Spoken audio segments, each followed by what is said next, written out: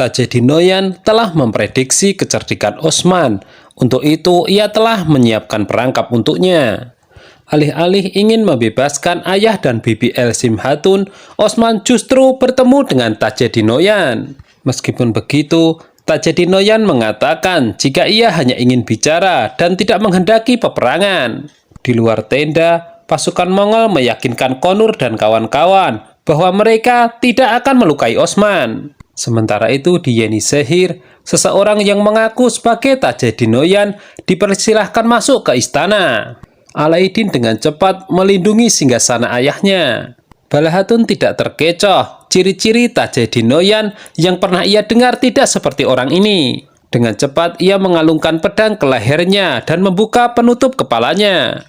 Alaidin diperintahkan untuk membereskan pasukan Mongol yang berada di luar. Mereka ketakutan karena harus dijadikan sandera dan ditaruh di penjara bawah tanah. Adegan kembali ke tenda Mongol. Tajedinoyan memperingatkan Osman untuk tidak melakukan perlawanan. Alhasil di luar kita melihat prajurit Osman meletakkan senjata. Mereka terpaksa memilih menyerah sambil mempertimbangkan keselamatan Osman. Di dalam, Osman berkata kepada Tajedinoyan jika ia hanya ingin membebaskan ayah dan bibi Elsim Hatun. Namun Tajedinoyan mengatakan dengan santainya jika itu hal yang mudah. Yang terpenting sekarang adalah mereka akan membuat kesepakatan. Di luar tenda, ayah dan bibi Elsim Hatun dimunculkan dalam kondisi terkerangkeng. Melihat itu, Elsim Hatun langsung mengangkat pedang, namun dicegah oleh Orhan. Menurutnya, mereka tidak boleh berbuat sendiri tanpa persetujuan ayahnya. Tajedinoyan memberikan penawaran kepada Osman. Ia akan membebaskan ayah dan bibi Elsim Hatun, asalkan dia dan para prajuritnya tunduk sebagai bawahannya. Di samping itu, dia dan rakyatnya akan dilindungi dan hanya dipungut pajak dengan sangat kecil. Osman pun menjawab jika pihaknya bukanlah orang yang mudah menyerah. Lagi pula di hadapan mereka sudah menunggu perang besar. Tajedinoyan kemudian memberikan waktu Osman untuk berpikir. Di Yenisehir, Balahatun dan Alaidin diberitahu jika Osman hanya diundang sebagai tamu oleh Tajedinoyan. Jelas mereka tidak percaya. Sandera itu kemudian meyakinkan agar mereka melihat bahwa jika mau Tajedinoyan bisa saja membunuh Osman dan prajuritnya kapan saja. Dan memang benar kenyataannya Tajedinoyan menyuruh Orhan dan yang lainnya kembali. Hanya saja tentu saja Elsim Hatun merasa tidak terima pulang dengan tangan kosong tanpa membebaskan ayah dan bibinya. Namun beruntung Orhan berhasil membujuknya. Osman mengundang Tajedinoyan ke Yenisehir. Di sana dia akan memberikan jawaban atas penawaran darinya. Sebelum kembali, Osman menyempatkan diri berbicara dengan ayah Elsim Hatun. Dia diperingatkan untuk tidak bekerja sama dengan Tajedinoyan. Seperti isu yang beredar, dia sangat kejam, licik, dan berbahaya. Osman kemudian meyakinkan ayah Elsim Hatun jika itu tidak akan terjadi. Dia menyuruh mereka bersabar, ia akan menemukan cara membebaskan mereka. Tajedinoyan keluar dari tenda dan menyaksikan percakapan di antara mereka. Sementara itu, setibanya di Yenisehir, Elsim Hatun meluapkan kekesalannya kepada Orhan. Menurutnya, pihaknya mengingkari janji untuk membebaskan ayah dan bibinya. Beruntung Malhun Hatun dan Balahatun datang menengahi bahwa pihak mereka juga memiliki sandera anak buah Tajedinoyan. Kita diperlihatkan sekilas kedatangan Al-Gojuroma bersama bala tentaranya. Tugasnya sangat jelas untuk menghancurkan Osman, keluarga, dan rakyatnya. Di tempat lain, Tajedinoyan berencana memindahkan sandera dengan alasan agar Osman tidak bisa menemukan mereka. Hal itu tentu saja menimbulkan kemarahan dari para sandranya. Mereka menuntut agar segera dibunuh saja. Namun Tajedinoyan mengabaikan permintaannya itu. Osman tiba di Yenisehir. Istri-istrinya mempertanyakan apa yang sebenarnya terjadi. Osman menjawab ia akan menceritakannya di dalam.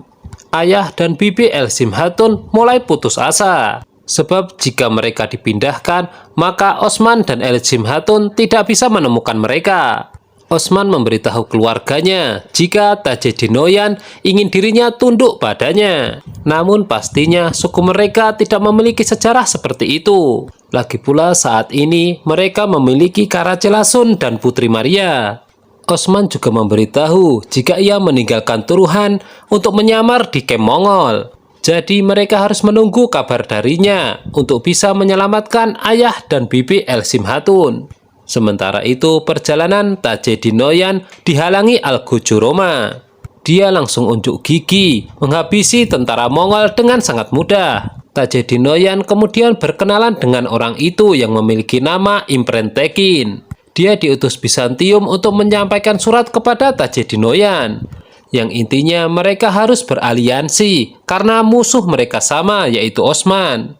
Tajeddin Noyan menyambut baik aliansi ini.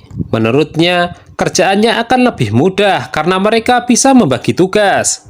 Imren Tekin akhirnya memanggil anak buahnya untuk meyakinkan Tajeddin Noyan bahwa kekuatannya tidak bisa diremehkan. Elsim Hatun menganggap langkah yang diambil Osman sangat lambat. Menurutnya, dia hanya mementingkan kepentingannya sendiri dan mengesampingkan keselamatan ayah dan bibinya.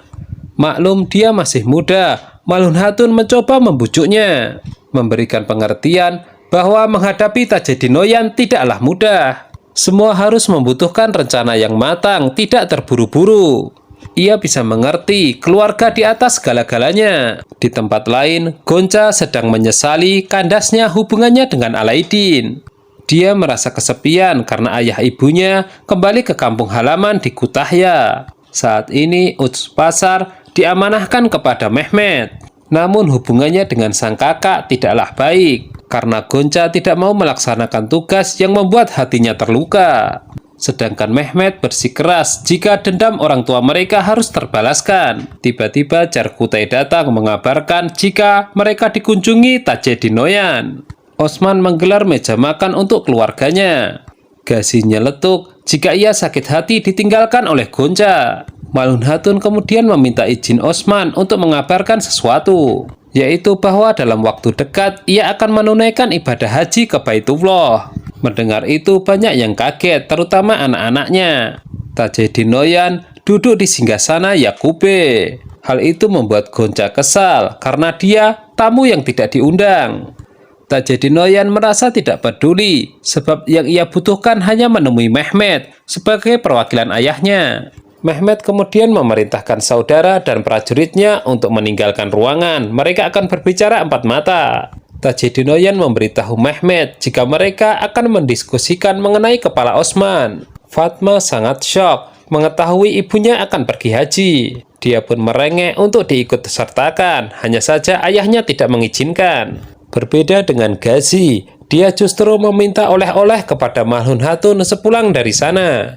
Dalam situasi lucu seperti itu, akhirnya semua merestui kepergian Malhun Hatun. Di kamar, Elsim Hatun berinisiatif untuk menyelamatkan ayah dan bibinya sendirian. Setelah melumpuhkan pelayan, ia berusaha kabur. Di tempat lain, Tajeddin Noyan mengatakan kepada Mehmet jika ia tahu dirinya sangat membenci Osman. Dengan begitu bisa dikatakan jika tujuan mereka sama.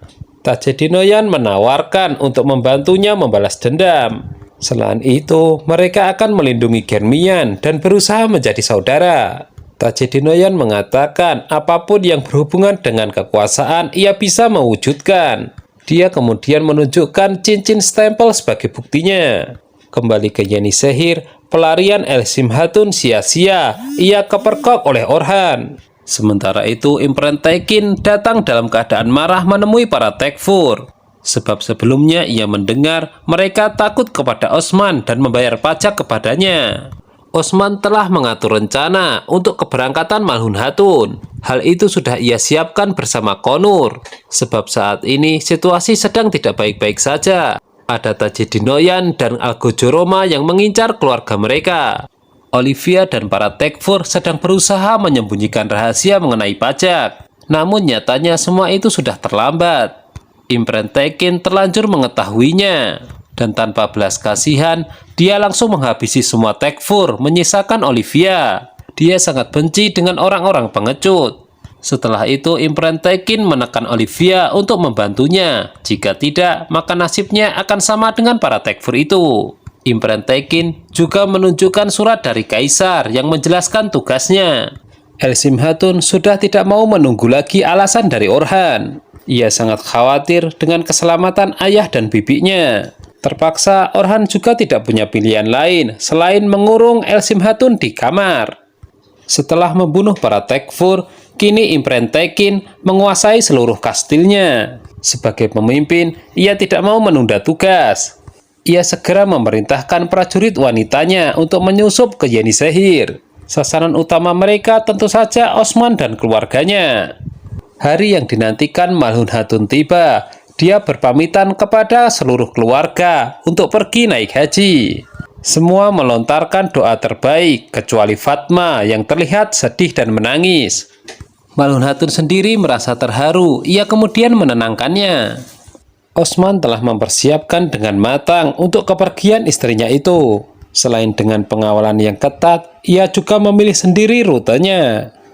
Tajedinoyan keluar dari tenda setelah mengancam Mehmet bahwa hanya dengan cincinnya ia bisa mengerahkan ratusan ribu pasukan yang bisa ia koordinir untuk menghancurkan Kütahya.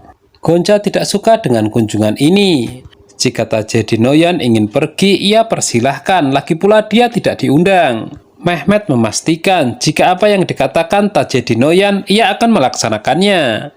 Sebelum pergi, Tajedinoyan sempat berbicara dengan Cerkutai dengan bahasa Mongol. Tiba-tiba, salah seorang prajurit mengabarkan bahwa istri Osman sedang melakukan perjalanan untuk ziarah. Di tempat lain, Osman juga mendapatkan informasi dari anak buahnya tentang keberadaan ayah dan bibi El Simhatun. Mereka langsung melakukan upaya untuk membebaskan mereka. Selama pertempuran, diperlihatkan kilas balik bahwa Osman meninggalkan Turhan sebagai mata-mata di kamp Mongol. Jadi jelas, gerak-gerik Tajedinoyan bisa diketahui, termasuk pemindahan tawanan ini. Keduanya saat ini meminta maaf dan berterima kasih kepada Osman, sebab sebelumnya mereka sempat berburuk sangka padanya. Meskipun begitu, ayah El Simhatun tetap memperingatkan Osman bahwa Tajedinoyan sangat berbahaya.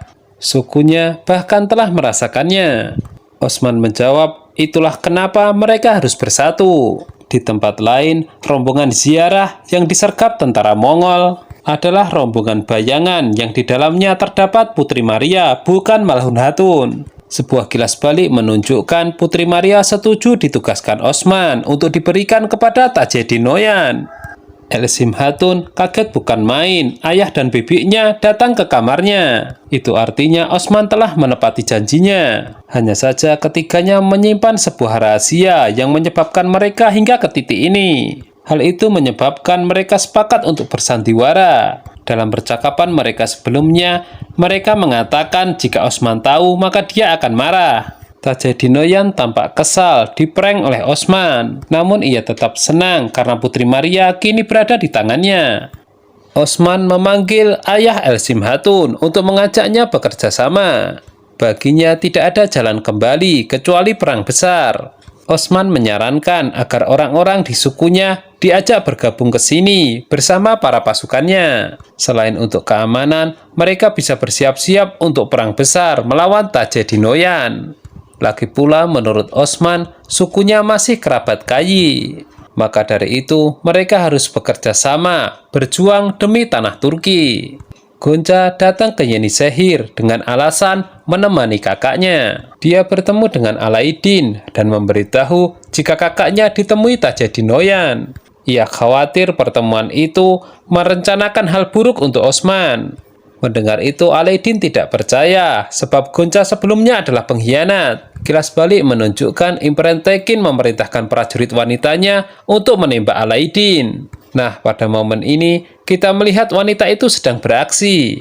Hanya saja Gonca yang terluka setelah melompat di depan Alaidin. Di dalam, Mehmet bersandiwara seolah-olah memihak Osman dan meminta bantuannya setelah ditemui Tajedinoyan. Padahal Mehmet tidak tahu jika sebelumnya Cerkutai sudah menginformasikannya kepada Osman terlebih dahulu. Osman kemudian membalasnya juga dengan berpura-pura memihak kepada Mehmet. Tajedinoyan tiba di pasar Yenisehir. Dia memerintahkan anak buahnya melemparkan uang koin kepada sejumlah pria. Akan tetapi koin itu langsung dikubur dengan pasir. Tidak jauh beda dengan emak-emak. Ketika koin itu dilempar kepada mereka, mereka langsung membuangnya. Dari sini Tajedinoyan menyimpulkan jika mereka sangat patuh kepada pemimpinnya. Osman sengaja menyambut kedatangan Tajedinoyan di depan istananya. Tajedinoyan dengan jumawa menanyakan apa keputusan Osman. Lagi pula saat ini Putri Maria berada di tangannya. Osman tidak mau kalah, ia memunculkan ayah dan bibi Elsim Hatun. Tajedinoyan kaget tidak percaya Osman secerdik ini. Berikutnya Osman mengeluarkan Karacelasun. Dosa-dosanya juga langsung diungkap. Bagi Osman, dia tidak ada pengampunan sama sekali.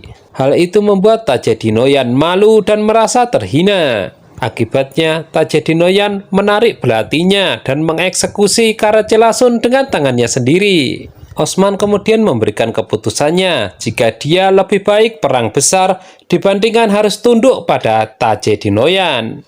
Hal ini dianggap tantangan bagi Tajedinoyan. Osman disuruh bersiap-siap untuk perang besar. Osman lantas memotivasi prajuritnya jika mereka tidak boleh menjadi tawanan di tanah mereka sendiri. Nah, gimana? Semakin seru kan?